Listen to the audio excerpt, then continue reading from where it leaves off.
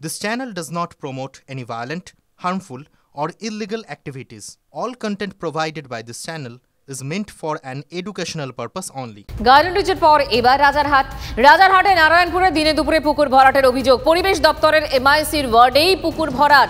প্রতিবাদ করলেই জুটছে হুমকি, অভিযোগ বাসিন্দাদের। সব জেনেও কেন হাত গুটিয়ে প্রশাসন?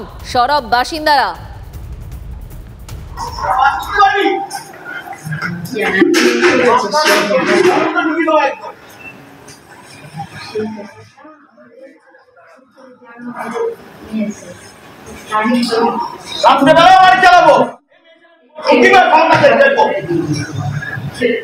একদম মারবো, একদম ঘরের মধ্যে ঢুকিয়ে দেবো একদম।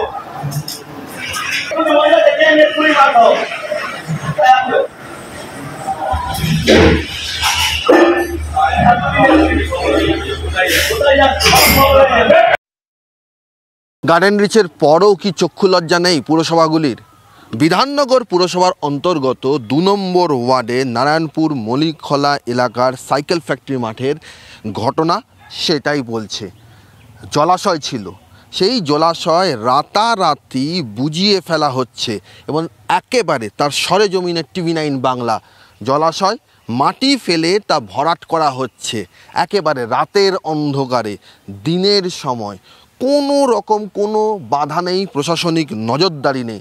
ঘটনার চক্রে এই ২ নম্বর ওয়ার্ডের কাউন্সিলর হলেন তৃণমূল কাউন্সিলর রহিমা বিবি, যিনি আবার বিধাননগর পুরসভার পরিবেশ দফতরের মেয়র ইন কাউন্সিল।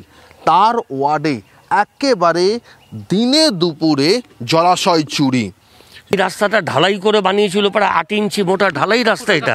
এই রাস্তাটা এইটা এখন ৮ ইঞ্চির ওপরে মাটি পড়ে আছে, প্রায় আরও ৬ ইঞ্চি মাটি পড়ে রাস্তাটা ঢালাই করেছিল শুধু এটা করার জন্য। আমরা বুঝতে পারিনি, জেসিবি ঢুকে গেল, আওয়াজ কি, আমরা ঘুমোতে পারছি না। এবার ৩-৪ দিন ৫ দিন যাবার পর আমরা বলছি এটা কী হচ্ছে ব্যাপারটা। এসে যখন দেখলাম এটা, আমরা তখন কাউন্সিলর ম্যাডামকে জানালাম যে ম্যাডাম আমাদের এই অবস্থা, আমরা এটা কীভাবে কী করবো। উনি কিন্তু এই সলিউশন করেছে যে রাত্রিরে কাজ হবে না, কাজটা দিনের বেলা হবে। পুলিশ প্রশাসনের চিঠি একটু দেওয়া হচ্ছে, ওদের মধ্যে রিসিভ করে নেয়। এখানে ছোটবেলায় আমরা মাছ ধরতাম, ছোটবেলা স্নান করেছি, তো এটা পরিষ্কারভাবে এটা কোথায় কোথায় অভিযোগ জানিয়েছেন আপনারা?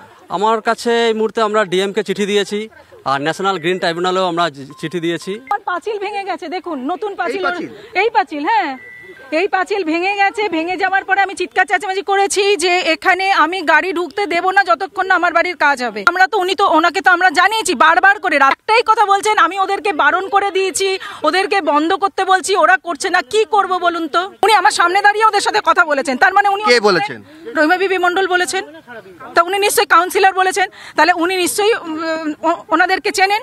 কিভাবে বাজে কথা বলা হয়েছে, মহিলা পুলিশ দিয়ে আমাদেরকে পেটানো হবে এরকম বলা হয়েছে, আমাদেরকে মেরে ঘরে ঢুকিয়ে দেওয়া হবে, এই ধরনের কথা বলা হয়েছে। ল অ্যান্ড অর্ডার পুরো ফেইলিওর। প্রশাসন যেখানে বার্তা দিচ্ছেন, যে আশ্বাস দিচ্ছেন যে জলাশয় বোঝানো যাবে না, সেখানে একেবারে উলটপুরাণ বিধাননগরে। কেন এই উলটপুরাণ, সেই প্রশ্ন তুলছেন বাসিন্দারা। ক্যামেরা চাঁদমিয়ার সঙ্গে সৌরভ দত্ত, TV9 বাংলা, বিধাননগর। ওনারা একটা দাবি করছেন যে আপনাকে জানানো হয়েছিল, আপনি রাতের বেলায় কাজ বন্ধ করেছেন, কিন্তু দিনের বেলাতে কাজ চলছিল না।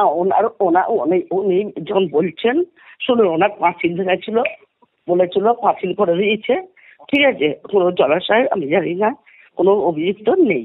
আমাকে যখন বলেছে সাংবাদিক মাধ্যমে জানতে পেরেছি, সঙ্গে সঙ্গে বন্ধ হয়েছে।